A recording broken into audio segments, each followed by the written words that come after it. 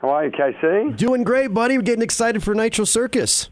Yes, it's going to be a lot of fun. What do we got? It's coming up May 13th in Missoula, Montana. We're looking forward to all the crazy stunts. We know that Nitro Circus, each and every show, just takes it that much further and further as far as bigger and bigger stunts, all leading up to what the big Nitro Bomb is. Is that like the grand finale, the Nitro Bomb?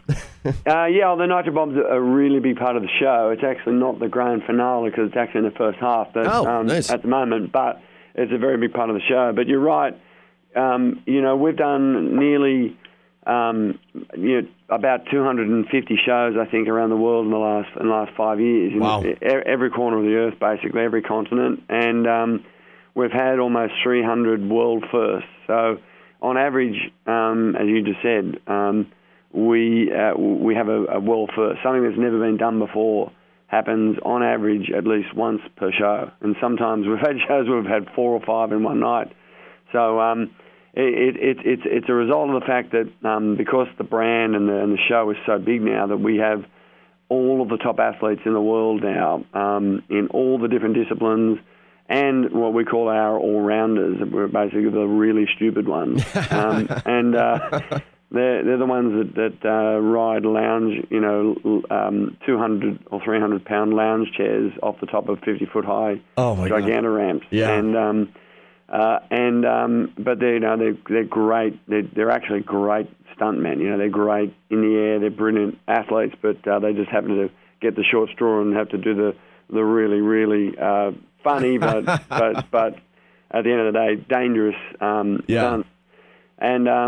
And so because of the caliber of the athletes that are there, out of the 70 guys that are on our total tour, and there's normally about 35, say at every show, something like that, they just push each other every night, and it's just part of the whole basis of Nitro Circus started with Travis Pastrana, and Travis's whole philosophy on life is a saying that he uses, which is "You got this," and it's on a lot of all our T-shirts, and it's basically our brand slogan now. You got this, because he convinces people that they've got this.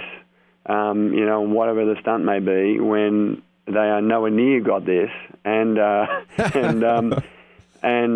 have a go, and often it ends in disaster, and that's Nitro. Yeah, right. Yeah, I mean, you're going to break some bones and all that kind of stuff, but like you said, if you want to push limits and make world records and all that kind of stuff, you're going to have to do it.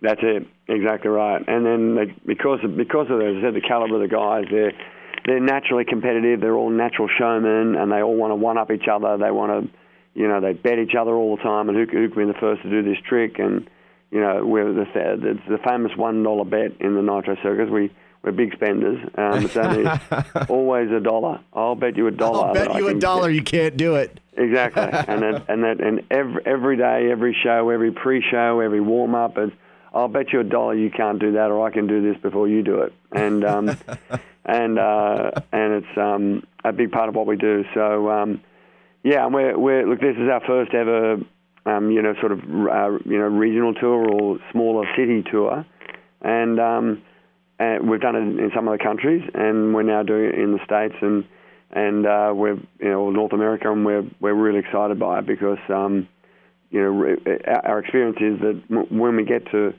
these kind of places, there's a lot of noise will be made by the time we get there, and everybody's super pumped about it, and the crowds really get loud, and the guys, the louder the crowds, the wilder the guys get out on the stage.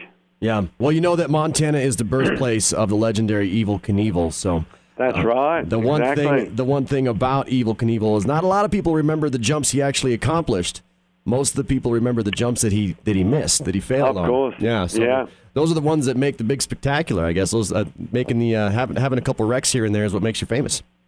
Well, it is exactly, and what it does too is when you show that ways we do through a show, we'll show a lot of crashes on the screen before someone does particularly a really big one, and then people realise that how hard it is, and they realise how dangerous it is, and that makes it all the more dramatic and scary and spectacular for the audience, because they realise that there's a very good chance he's not going to make this trick. And so it's important that people see that stuff. And like you just said with Evil, they see that stuff and then they know, okay, next time he goes for it, that could happen to him again. And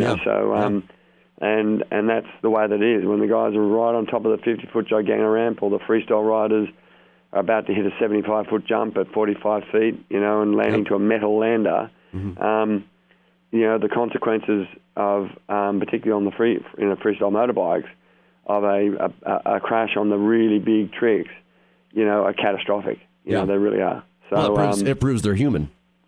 Absolutely. Yeah. Exactly. Well, Mike, I appreciate your time today. We're getting so excited for Nitro Circus coming up this spring here in Montana. We look forward to seeing you guys. I can't wait to be there. The guys are going to have an absolute blast, and look forward to seeing it at the show, hopefully. All right. We got to work on an Evel Knievel tribute for the upcoming show, too. We will. That's a good idea. Very good idea. Right, we might do that together with you. All right. Sounds good. Thank you so much for your time, buddy. Pleasure, mate. See you later.